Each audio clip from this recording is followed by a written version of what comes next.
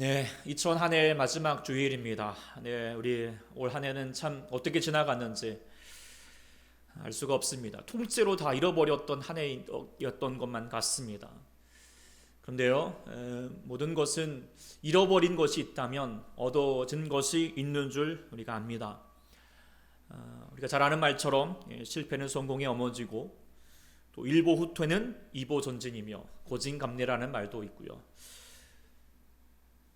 네, 죄송합니다. 제가 포인터를 여기다 놔두었네요. 네, 그 다음 말씀 이렇게 주시면, 네, 성경의 우리 말씀 중에 고난 당하는 것이 내게 유익이라. 이로 말미암아 내가 주의 율례들을 배우게 되었다라고 하는 고백도 있게 됩니다. 고난 당하는 것이 유익이라는 말까지 하고 있습니다. 분명 잃은 것이 있겠고 힘든 것이 있었지만 그를 통하여서 얻은 것이 있게 된다라고 하는 말이죠. 그런데요, 이것을 얻게 되려면 돌아봐야 합니다. 돌아보지 못하면 뭔지도 모르고 지나가 버립니다. 얻은 것도 잃어버리게 된다는 것이죠. 그래서 돌아보아서 우리가 잊게 해야 된다라고 생각하게 됩니다. 특별히 오늘 우리가 이 마지막 주일은 이 하나님께서 우리에게 그런 은혜, 우리 가운데 얻은 것이 있는 은혜, 다시 한번 돌아볼 수 있는 은혜 있기를 소망합니다. 우리가 연말을 보내면서 하나님께서 우리에게 베드로 전후서, 베드로 서신서를 묵상하게 하셨습니다. 참 이 또한 중요한 의미가 있다라고 생각하게 됩니다. 베드로 서신서를 한마디로 말하면 위로의 서신서라고 그렇게 명합니다. 그것은 베드로가 지금 서신서를 보내고 있는 성도들의 상황이 너무나도 힘들고 고난 가운데 있기 때문입니다. AD 64년 네로 황제가 로마에 큰 화재가 났을 때에 그때 그 기독교인들이 벌인 일이라고 모함을 하면서 대박해가 일어났습니다. 게다가 세간에는 기독교인들은 영아를 살인하고 근친상간하고 인육을 먹는다, 뭐 이런 오해들, 그런 유언 비어들이 퍼져지면서 많은 그리스도인들이 더 잔인한 박해에 희생될 수밖에 없었습니다. 그때 베드로 사도가 하나님의 감동을 힘입어서 그들을 위로하면서 힘을 주고자 하였던 말씀이 바로 베드로 전후서, 베드로 서신서입니다. 올 한 해 우리도 정말 코로나 등으로 힘들었고 오해받았던 것 때문에 한국 교회가 참 많이 어려웠기 때문에 어쩌면 참 이 마지막에 우리 베드로 서신서를 통하여서 위로가 되었던 말씀이라고 생각하게 됩니다. 그런데 베드로 사도는 단지 고난을 위로함으로 멈추지 않습니다. 고난을 기꺼이 더 받아들이고 참여하고 극복하기를 원하고 있다라고 되어 있습니다. 그래서 베드로 전서 4장 12절부터 보면은 사랑하는 자들아, 불시험 당하는 것을, 이상한 일 당하는 것을 여기지 말고 오히려 너희가 그리스도의 고난에 참여하는 것으로 즐거워하라. 이는 그의 영광을 나타내실 때에 너희로 즐거워하고 기뻐하게 하려 함이라라고 그렇게 말하고 있습니다. 사랑하는 여러분들이 이 말씀 들려줄 수 있기를 소망합니다. 올해 여러분들 많이 힘들었던 시간이었을 것인 줄 압니다. 직장과 사업이 힘들어지면서 경제적으로도 많이 고난하였을 것이고, 또 학생들은 학교에 가지도 못하여서 또 집에서 공부하면서 힘들었을 것이고, 또 그런 아이들을, 자녀들을 또 돌보느라고 또 엄마들은 지쳤을 것일 것입니다. 게다가 코로나가 교회를 통하여서 확산되는 경우가 많아서 주위로부터 오해와 비난을 당하였을 것입니다. 억울하기도 하고 안타깝기도 하고 참 아팠던 시간들이었습니다. 그러나 하나님께서 우리에게 말씀하시기를 고난당하는 것을 이상히 여기지 말고 오히려 그리스도의 고난에 참여하는 것으로 즐거워하라라고 하셨습니다. 참 이상한 말씀이지만 정말 이 말씀을 우리가 정말 받아들일 수 있고 누릴 수 있다면 올해 고난으로 점철되었던 이 많은 것, 그 가운데 많은 것을 잃어버린 것 같지만 우리가 더 큰 은혜를 얻을 수 있었던 시간으로 다시 한번 채워질 줄 믿습니다. 그래서 고난이 이상하지 않고 즐거워할 수 있기를 소망한데, 그러기 위해서라면 고난이 해석되어야 합니다. 왜 하나님께서 이러한 고난을 우리 가운데 허락하셨는가 알 수 있어야 하는 것이지요. 먼저 고난의 이유와 목적에 대해서 베드로 전서를 앞서 우리가 묵상을 통하여서 간단히 말씀을 드리면, 첫 번째로는 시험 때문입니다. 시험이 뭐죠? 평가하는 것입니다. 우리의 믿음을 평가하는 것입니다. 그래서 진짜냐 가짜냐 하는 것을 볼 수 있게 하는 것이죠. 둘째는 연단이라고 되어 있습니다. 연단은 무엇입니까? 더 정결한 전문가 같은 신앙을 얻기 위해서 우리 가운데 연단하시기 위해서 고난을 주셨다라고 볼 수 있습니다. 이 두 가지 이유만 보더라도 하나님께서 올 한 해에 주셨던 고난이 정말 그러하였음을 우리가 인정할 수 있게 됩니다. 그런데 저는 오늘 말씀 본문을 통하여서 이 모든 것을 또한 다 통합해 간다라고 묵상하게 되었습니다. 먼저 특별히 3절과 4절 말씀인데요. 3절에 이렇게 말씀합니다. 그의 신기한 능력으로 생명과 경건에 속한 모든 것을 우리에게 주셨으니 이는 자기의 영광과 덕으로서 우리를 부르신 이를 알므로 말미암음이라. 이로써 보배롭고 지극히 큰 약속을 우리에게 주사 이 약속으로 말미암아 너희가 정욕 때문에 세상에서 썩어질 것을 피하여 신성한 성품에 참여하는 자가 되게 하려 하셨느니라.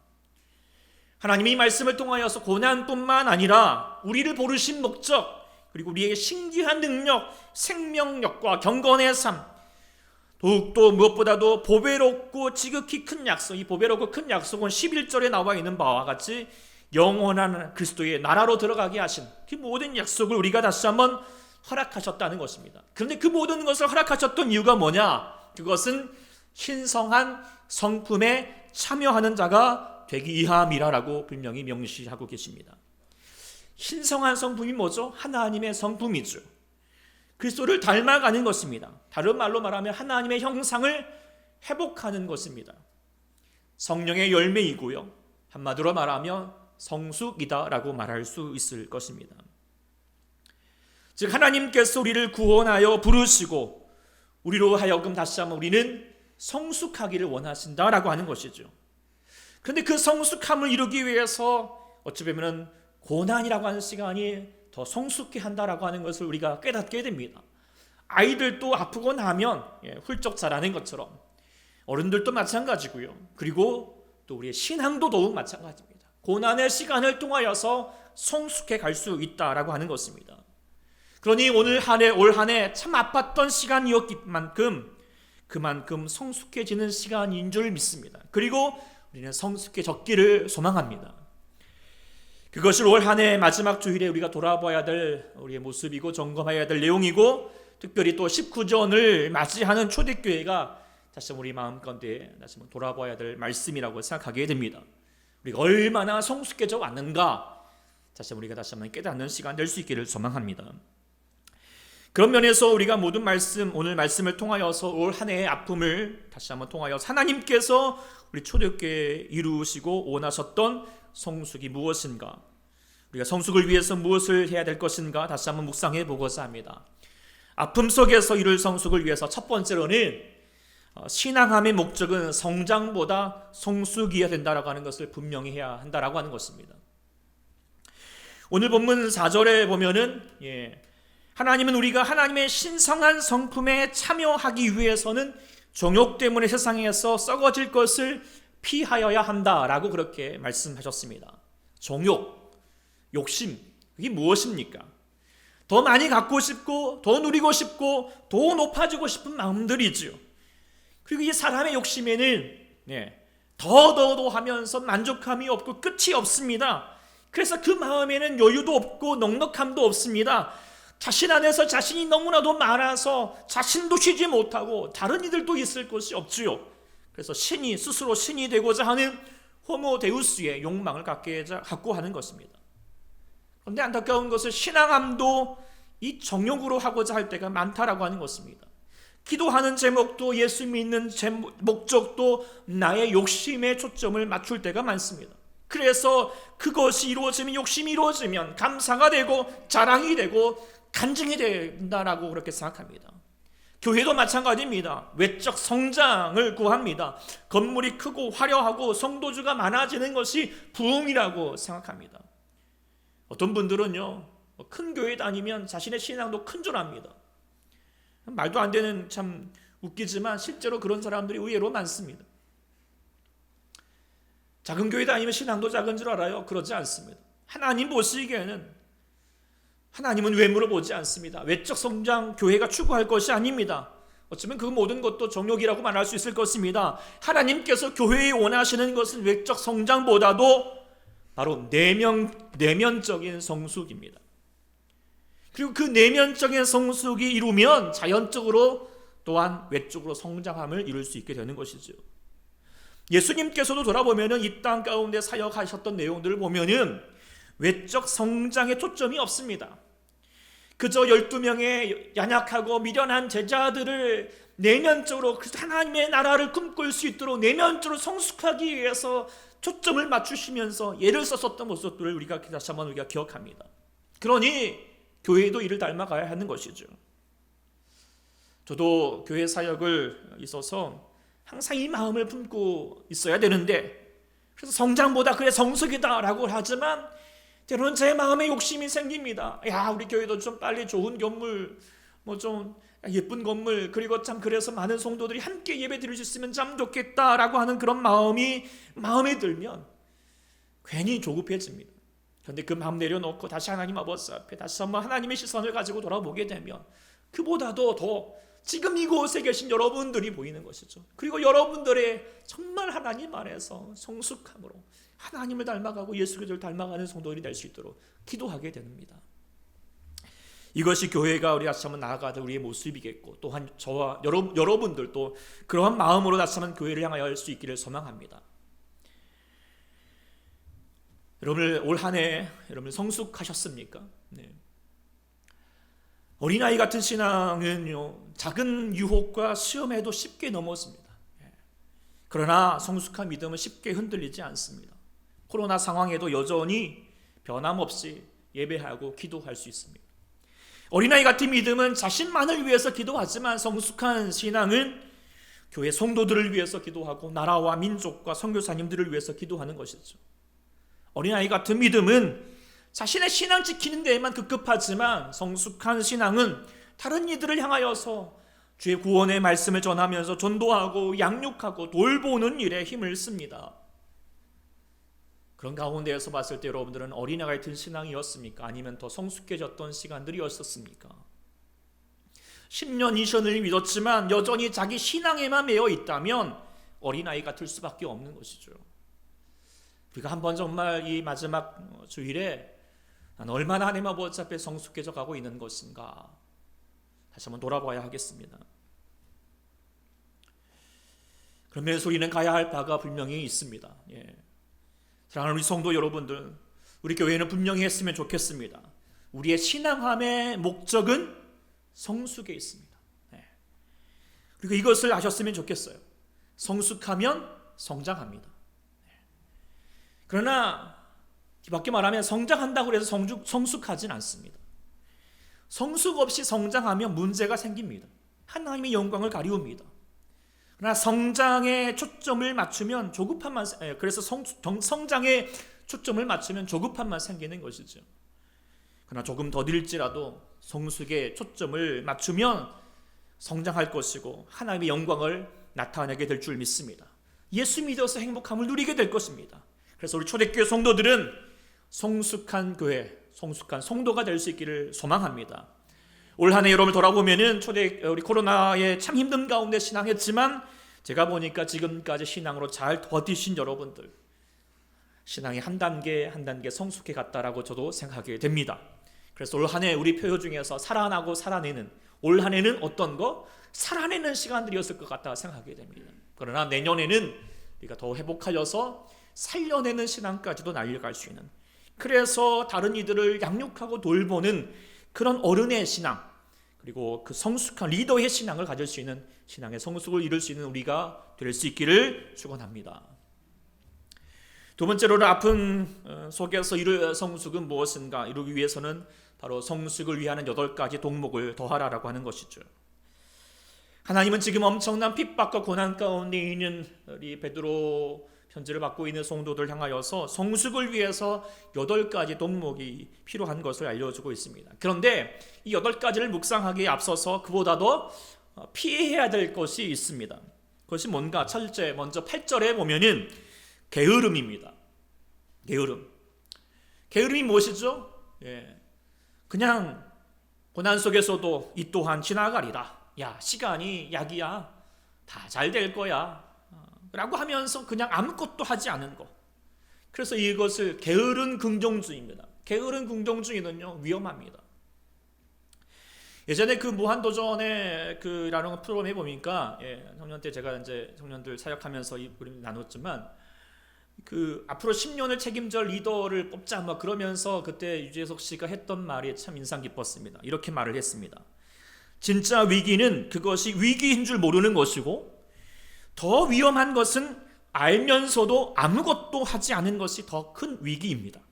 그리고 위기인 걸 알면서도 아무것도 하지 않은 채 나 혼자 살려고 하는 것, 바로 그것이 우리에게 닥친 재앙이자 절대 해서는 안 될 일입니다. 라고 그렇게 했어요. 이 말이 딱 지금 우리에게 해당되는 말인 듯합니다.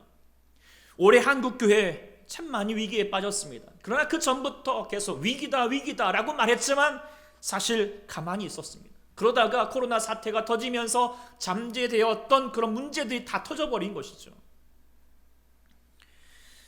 그러나 이제라도 그 위기를 보았다면 기회가 될 수 있도록 정말 노력해야 할 것입니다. 초대교회도 마찬가지입니다.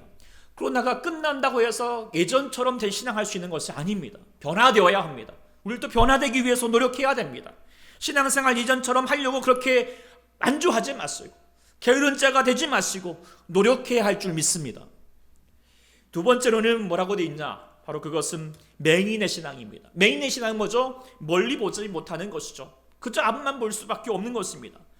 바로 문제와 위기 앞에서 그저 앞만 보는 것입니다. 인생의 파도가 칠 때 그 파도만 모면하려고 하는 것입니다.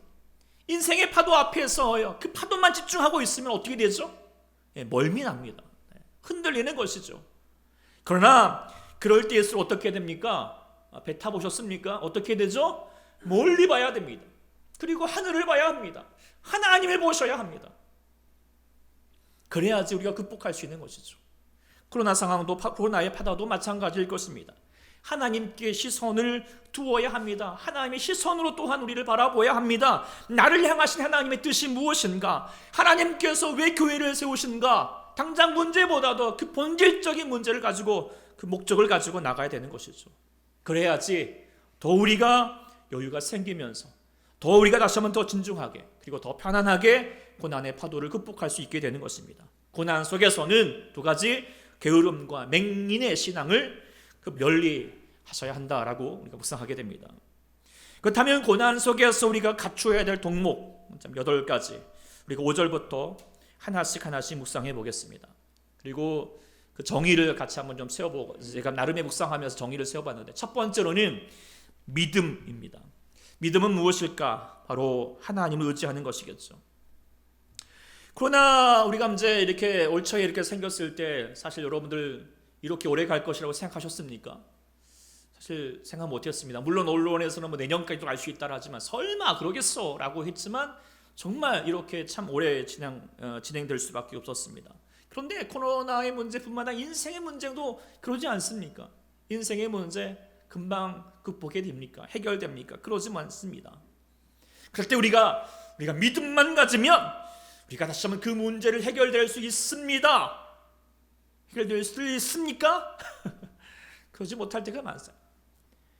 믿음이라고 하는 것이 나에게 뭔가 슈퍼파워가 생기는 그런 것이 아닙니다. 믿음은 그런 게 아니라 무엇이 믿습니까? 내가 못합니다. 내가 할 수 없습니다. 그러니 나는 하나님께 나의 무게 중심을 기울여서 하나님만을 의지합니다. 그게 믿음입니다. 그래서 길고 긴 싸움 가운데서 지탱할 수 있게 하고 버티게 하는 것이 바로 믿음인 것입니다. 거북이처럼 조금씩 포기하지 않고 나가게 할 수. 왜? 하나님께서 나를 포기하지 않으시니 나를 붙들어 주시니 반드시 하나님께서 나를 합력하여 선을 이루실 것이니 그 하나님을 의지함으로 나아가는 것이 바로 믿음. 이 기나긴 고난과의 싸움에서 이기게 하는 것, 바로 그 믿음인 줄 믿습니다. 두 번째는 무엇입니까? 고난의 믿음의 덕이라고 했습니다. 덕을 더하라고 했죠. 덕은 무엇일까? 정의하며 타인을 돌아보는 마음인 것 같습니다. 고난을 닥치면 어려움이 생기면 시선이 좁아집니다. 그리고 자신만 보입니다. 내 문제만 커 보이고 나만 힘든 것만 같습니다. 그러지 않으십니까? 그래서 괜히 억울하고 원망이 생기고 신경이 예민해집니다. 그런데 그럴 때일수록 성숙해지려면 좀 주위를 돌아보라는 것이죠. 남을 좀 보십시오. 아니 높은 데만 좀 보지 마시고 비교해 보지 마시고 낮은 데를 좀 보십시오. 그러면 나보다 힘든 사람들 생각보다 많지 않습니까? 코로나 상황에도 교회가 힘들지만 교회보다도 힘든 것 참 많습니다. 수많은 자영업자들이 문을 닫고 있고 실업자들이 생겨났습니다. 코로나와 눈물겨운 싸움을 유로진과 방역단체에서 하고 있습니다. 그런데 교회만 왜 도대체 문을 닫게 하느냐 그렇게 억울해하면 덕이 되지 않습니다. 성숙한 교회의 모습이 아닌 것이죠. 교회는 성숙해야 합니다. 그러기 위해서는 덕을 가져야겠고 여러분의 삶에도 마찬가지인 줄 믿습니다. 세 번째로는 덕 다음에 무엇입니까? 덕에 지식을 더하라라고 되어 있습니다. 지식은 뭘까? 한마디로 말하면 배우고자 하는 마음 가지라는 것이죠. 우리가 타인을 돌보고는 하는 덕이 있더라도 이게 지식이 없으면 무모해질 수가 있습니다. 과거에 패스트가 항골할 때에도 교회가 정말 사람들을 한 곳에 모으고 기도 집회를 가지곤 했습니다. 참 선한 의도죠. 그렇지만 무지함이 악한 결과를 낳을 수밖에 없었던 것을 과거의 역사가 있었습니다. 근데 지금 과거는 몰랐다지만 지금은 알려주는데도 지식이 있음에도 불구하고 고집하고 있는 것은 답답하고 무식한 고집불통인 것이죠. 교회가 때로는 그럴 때가 있는 것이 참 안타깝습니다. 고난 중에서 때로는 고집만 세버린 사람들이 있습니다. 그러나 성숙한 사람은 지식을 겸허히 받아들일 수 있고 또한 듣고 배우고자 하는 마음을 가진 것이죠. 주님도 핍박을 앞서면서 그렇게 말씀하셨습니다. 뱀같이 지혜롭고 비둘기같이 순결하라고 하셨습니다. 그래서 하나님 앞에 다시 한번 배우는 자세가 가져야 되겠고 또한 우리가 하나님이 되어서도 배워야 하는 것이죠. 이번 코로나로 말미암아 놀란 것 중에 하나가 참 이단들이 좀 왕성하였고 참 많은 사람들이 이단에 빠져 있다라고 하는 것이죠. 베드로 서신서에도 보면은 이단과 거짓 교사들에 대한 경계의 말씀들이 많습니다. 왜 그럴까요? 고난의 때일수록 이단들이 막 미혹하기 쉽거든요. 그럴 때일수록 우리는 뭐예요? 말씀을 알아야 됩니다. 교회가 말씀을 제대로 알아야 됩니다. 그래서 우리는 그동안 새벽 큐티와 주일 말씀을 통하여서 말씀 한 권씩 계속하여서 균형 있게 배우면서 묵상했죠. 올해 우리가 첫 번째 배웠던 말씀 뭔지 아세요? 다 까먹으셨나요? 요한복음, 요한복음이었죠. 요한복음부터 시작을 해서 학계, 신명기, 시편, 로마서 그리고 그 어렵다던 예레미야와 다니엘서까지 또 우리 지금 베드로 전후서까지 묵상하고 있습니다. 쉽진 않았지만 나중에 또 그런 모든 것들이 또한 여러분들 가운데 힘이 될 줄 믿습니다. 그리고 뿐만 아니라 또 초대학교 아담이를 통하여서 또 조직신학, 참 어려운 주제이지만 그래도 여러분들 배우기에 힘쓰는 분들이 참 많으셨던 것이 참 감사했습니다. 우리 초대교회는 배우기에 힘쓰는 교회가 될 수 있기를 소망합니다. 아유 이 나이에 내가 뭘 배워? 정말 그러면 정말 늙어버린 모습들입니다. 그러나 내가 그래도 배워야지라고 하는 마음 가진 그 지식의 열정을 가진다면 우리 초대교회는 더 젊은 교회인 줄 믿습니다. 여러분들이 젊은 교회로서 나갈 수 있는 여러분 될 수 있기를 간절히 소망합니다. 자, 지식 다음에 무엇이었습니까? 절제를 더하라 라고 하셨습니다. 절제는 무엇일까? 나를 낮추는 것이다 라고 그렇게 생각하게 됩니다.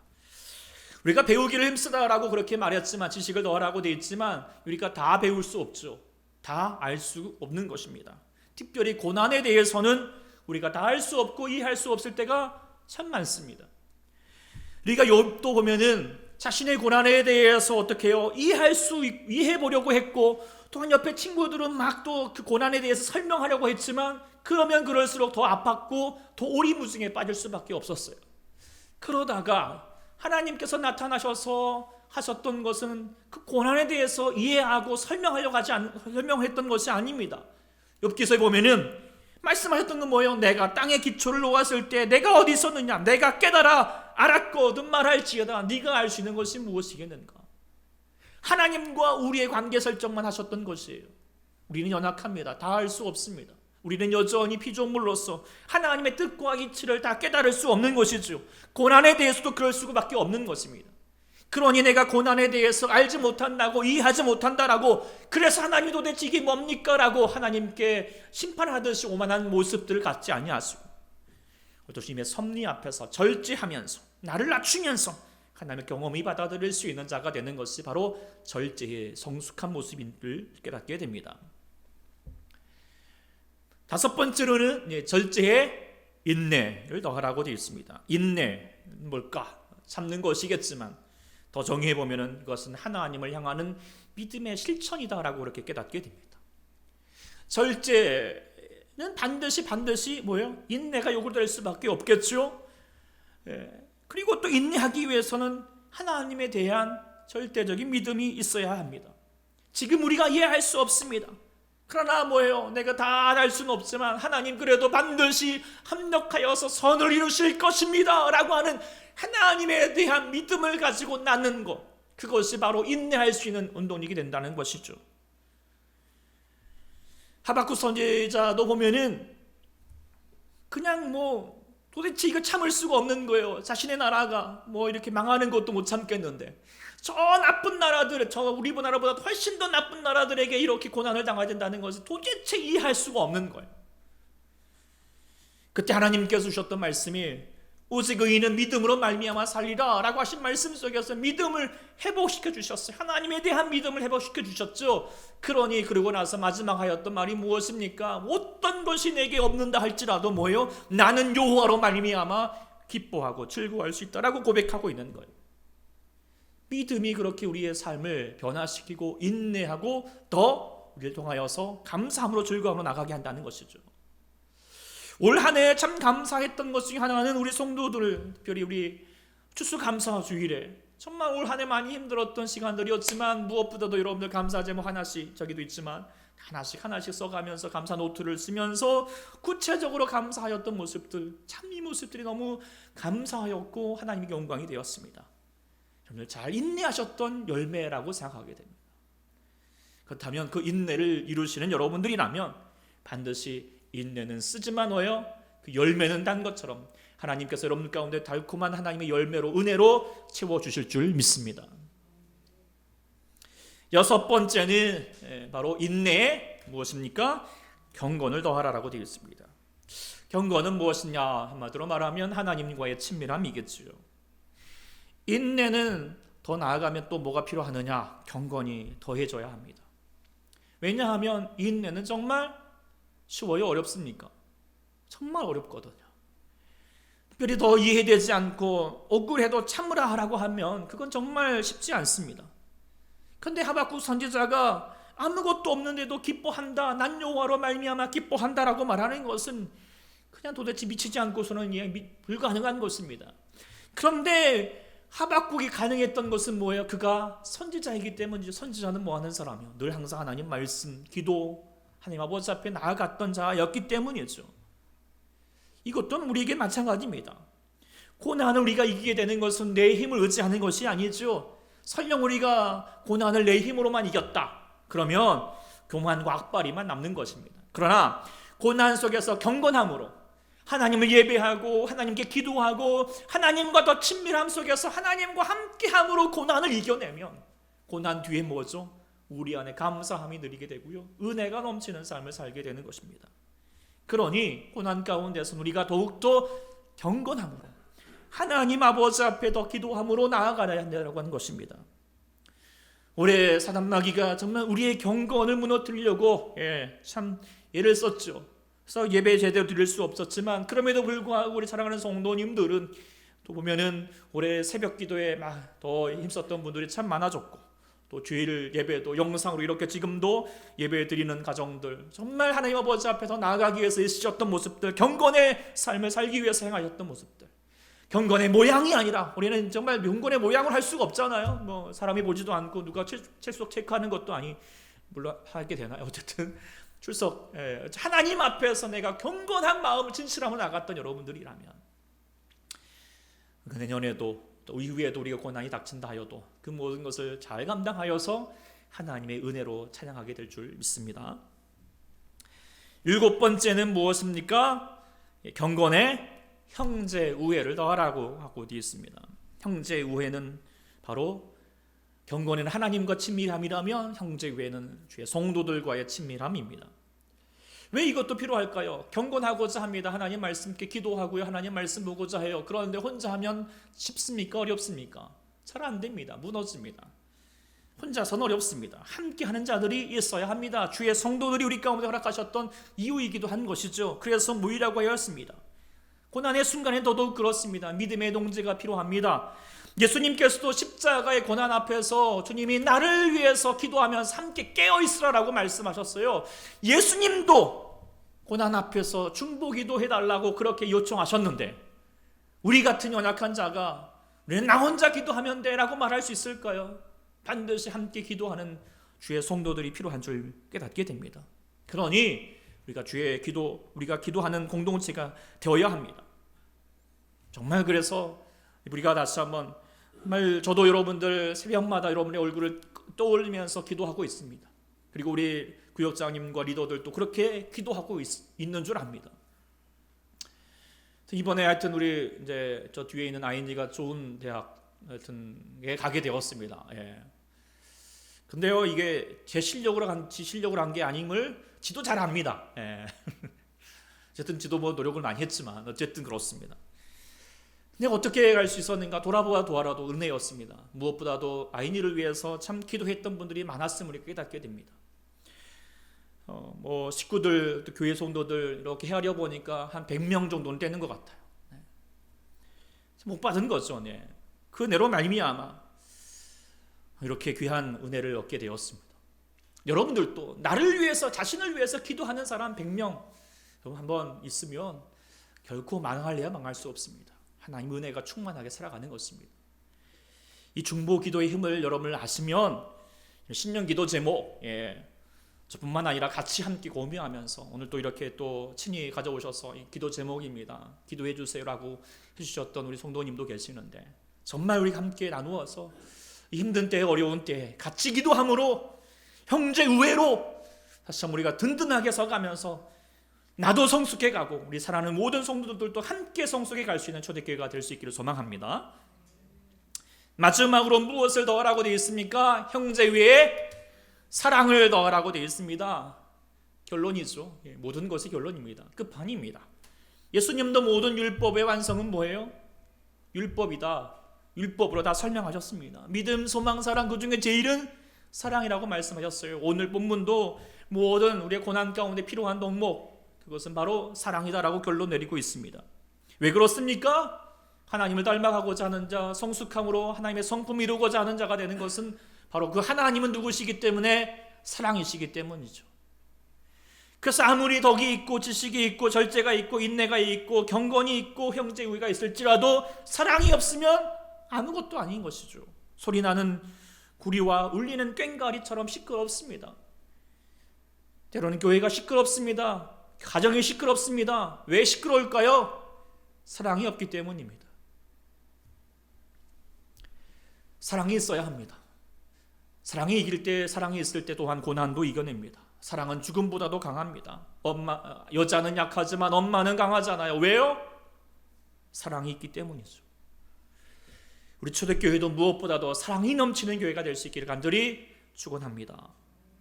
말씀을 마치면서 올 한 해 참 많이 힘들고 아팠던 시간들 있지만 분명히 하나님께서 이를 통하여서 우리를 다시 한번 성숙해 하신 줄 믿습니다. 그리고 성숙한 것이 있음을 다시 한번 돌아봐야 하겠습니다. 무엇보다 그러기 위해서는 우리가 다시 한번 목표를 분명히 해야 됩니다.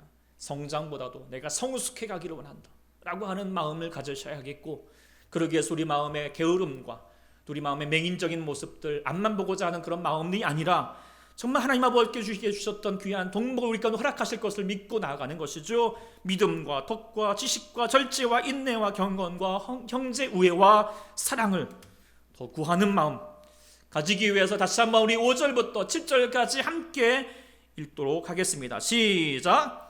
그러므로 너희가 더 힘써 너희 믿음의 덕을, 덕의 지식을, 지식의 절제를, 절제의 인내를, 인내의 경건을, 경건의 형제 우애를, 형제 우애의 사랑을 더하라.